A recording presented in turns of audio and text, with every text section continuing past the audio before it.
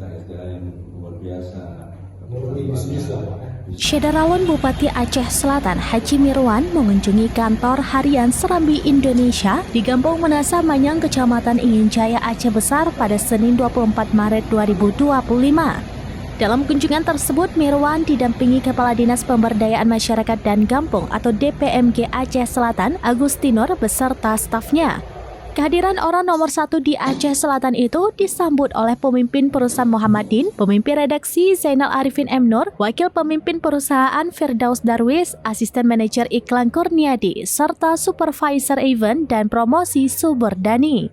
Pada kesempatan tersebut, Mirwan mendiskusikan mengenai rencana pembangunan Aceh Selatan 5 tahun ke depan. Dalam pertemuan ini, ia juga mendiskusikan terkait penanganan banjir di Trumon dan sejumlah potensi peningkatan ekonomi masyarakat di Kota Naga. Mirwan mengungkap penyebab banjir yang kerap melanda Trumon disebabkan oleh sejumlah persoalan, mulai dari pendangkalan muara sungai hingga kondisi alur sungai berliku-liku sehingga membuat air tidak lancar mengalir. Selain itu, Mirwan juga menyampaikan terkait berbagai potensi di Aceh Selatan yang dapat dikembangkan untuk peningkatan ekonomi masyarakat seperti sektor pertanian hingga pertambangan. Menurut Mirwan, Aceh Selatan sejak dulu dikenal sebagai daerah penghasil pala terbanyak di Provinsi Aceh.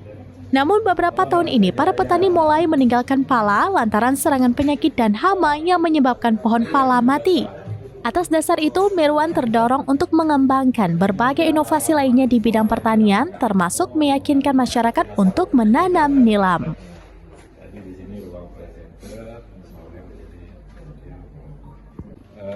Ini yang Aceh Selatan nih. Ini penanggung jawab video. Orang Aceh Selatan.